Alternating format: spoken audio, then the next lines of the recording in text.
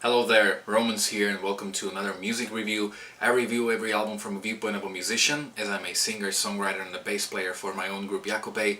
And last year we have released our debut album called Pursuit in Life. And what makes it unique is that it's a pretty heavy prog rock without guitars. Instead you have drums, bass, saxophone and keyboards. You can check out two of our singles on my YouTube channel. We're building our own monument and a studio live take of A Way to Oppose. Open your eyes and take a look at our society.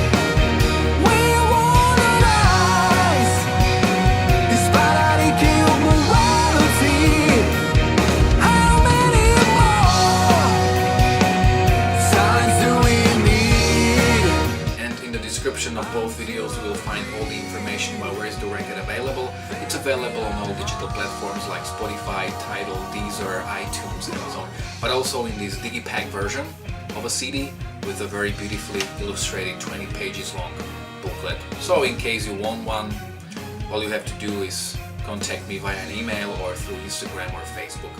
And today I'm going to talk about a new album from Queensryche, The Verdict. Music review. Music review.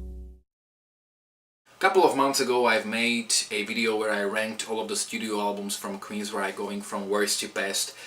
And as I've said in that video, Queensryche are responsible for some of the best albums I've ever heard and some of the records I personally couldn't care less about. And their reputation was pretty broken throughout the late 90s up until like 2010s, early 2010s. And when the band split into two versions of Queensryche, in 2013 it was the lineup with the new singer and the original band members that got to keep the name. And they got Todd La Torre as a singer, and they have sort of regained their popularity and their reputation with the records like the self-released record and Condition Human, which was actually kind of a big surprise for me because I somehow missed out on Condition Human when it came out, and I just listened to the record prior to making Worst to Best video, and I was just pretty impressed with it. So quite obviously I was looking forward to the third album with the new singer Todd La Torre, who didn't only record voice and vocals on the new album, but he also recorded drums because the original drummer Scott Rockenfield somehow didn't participate on this. He had some family issues or some problems, whatever. So Todd La Torre was originally, or Todd La Torre, I'm not sure how he's pronounced, he was originally a drummer, and he did a pretty decent job on this record. So without further ado, let's dive right into the review of the new album The Verdict, which as of now I've heard 6 times. The album opens up with a song called Blood of the Levant, which seems to combine the metal of Queensryche from the 80s, reminiscent of the works like The Warning or Rage for Order, plus kind of a metal they've been playing since 2013's self-titled album.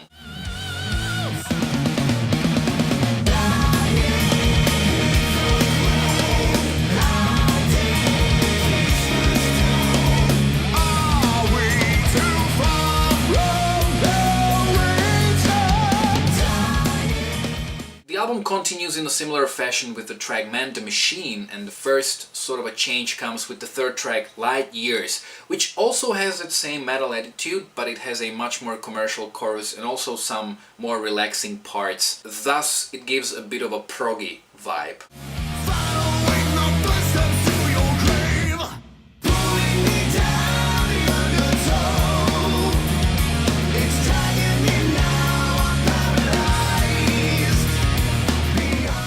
Probably the most proggy song on this album is Launder the Conscious, which seems like this prog metal kind of track, where pretty much the last 2 minutes are just purely instrumental. And this is one of the things that I was kind of sorry for, because for me personally the best track on the previous album, Condition Human, was the title track, which was almost 8 minutes long, and it really reminded me of the records like Operation Mindcrime. It had that prog vibe, and I just kind of hoped that Queensryche would go in that direction on the new album, because they clearly have the potential to do that, and I wanted them to experiment a little more with this. Unfortunately, there are just hints of prog influences on this record. Inside Out is a track that has almost like a Prince of Persia warrior within. It has those oriental elements and then very energetic chorus. It's a pretty interesting track, one of the best on the record.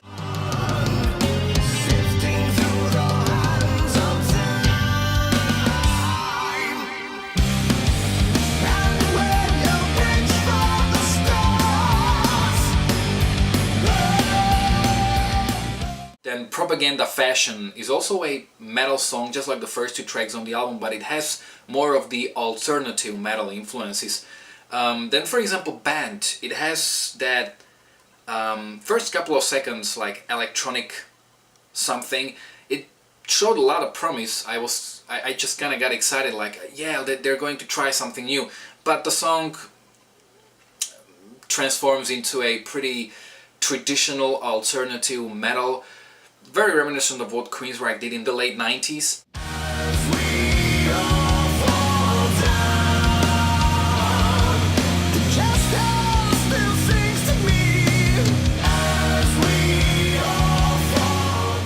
There are also some 80s influences on this record, for example on the track Dark Revere, which is slightly more on the atmospheric side, and especially the guitar work at the beginning is very 80s like, and it just screams 80s for me, which I really like if you watch my reviews.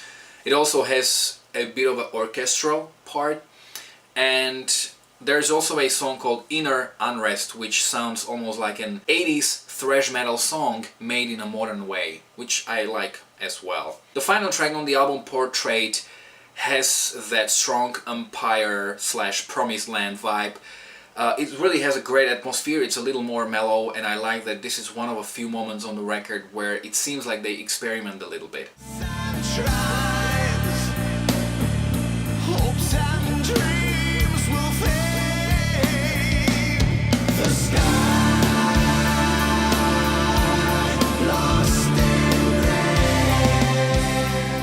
So when it comes to the verdict of the album, no pun intended, pun intended, what made their classic albums like Rage for Order, Operation Mindcrime, Empire or Promised Land so great was the innovation and experimentation, of which there is very little to none on this record. I would say that it was a bit underwhelming for me. I am by no means saying that this is a bad or horrible album, but for me personally it's just okay. It's a record I've heard 6 times.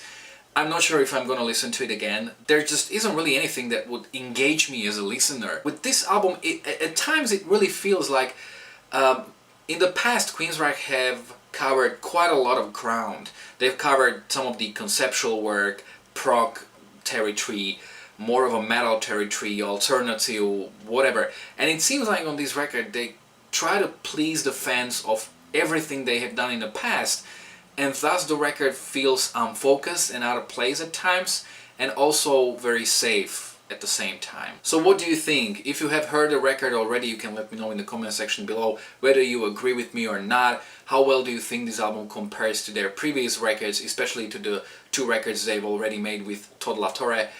If you like this review, don't forget to like, to share, to subscribe. You can check out my own original music, my live performances, my worst to best series, also Queensryche worst to best, and quite a lot of other reviews I have on my channel. Thanks a lot for watching.